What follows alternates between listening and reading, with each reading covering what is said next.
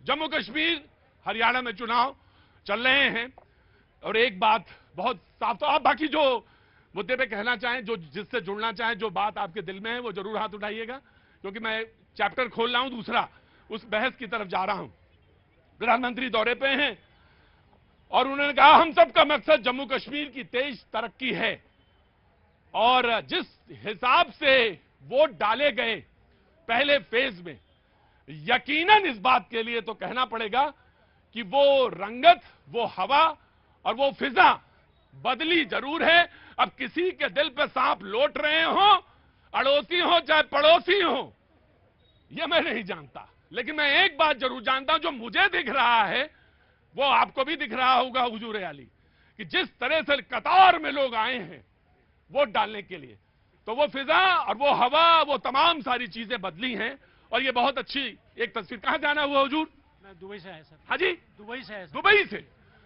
अच्छा साहब, बहुत अच्छी बात है, दुबई से आगे। दुबई में बोलना चाहता हूँ, मोदी जी वहाँ 3 बार आ चुके हैं अभी तक, और वहाँ पर इतना रेपुटेशन है इंडियंस का उनके आने की वजह से, कि जो पहले हमें किसी छोटे छोटे मामलों में परेशान करते थे, अब वो हमें बहुत ज़्यादा इज्जत करते हैं। पागल हैं लोग इंडियंस के लिए वहाँ पर, they respect Indians like anything. Dubai में? दुबई में अच्छा लगता है? नहीं, यस, तुम जमीन पे भी खड़े हो सकते हो, वैसे तो खड़े होने चाहो, पेड़ पे चढ़ जाओ। दिखेगा हमें सब कुछ दिख रहा है, नीचे खड़े हो आराम से चुपचाप।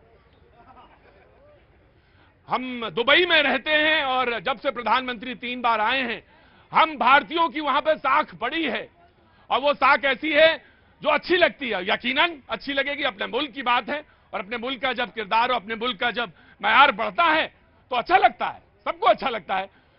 तो प्रधानमंत्री ने ये बात कही और कहा कि तरक्की हमारा मकसद, सबसे पहले Congress and then the BJP will respond, Aam Aadmi party, राजनीतिक विश्लेषक, ऑटो वाले भैया और फिर तमाम सारी जनता। जी देखिए प्रतीक जी, मैं चर्चा को शुरू उसी मुद्दे से करना चाहता हूं जहां आपने प्रारंभ किया था कि युवाओं को या आज के भ्रमित समाज को जुआ या गैम्बलिंग से दूर रहना चाहिए।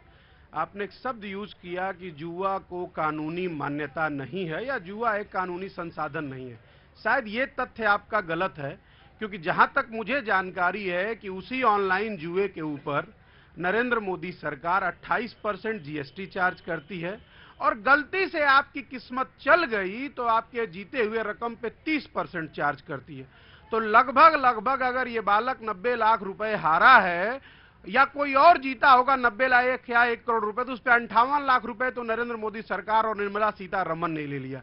तो जिस देश की सरकार जुए को इस तरह से प्रमोट कर रही हो, उस देश में युवाओं का या आने वाले युवाओं का क्या भविष्य होगा, उस पर सिर्फ हम लोग त्राहिमाम कर सकते हैं। क्योंकि आपने अपील करी, मार्मिक आवाज है, इस बच्चे का या इसके जैसे बहुत सारे बच्चों का भविष्य अंधकार में होने जा रहा है। लेकिन सवाल यह है कि क्या आपकी बात नरेंद्र मोदी जी के कानों पर जा रही है तो मैं आपके माध्यम से प्रार्थना करूंगा कि हे प्रभु, कम से कम हिंदुस्तान के युवाओं को आपने बेरोजगार किया है।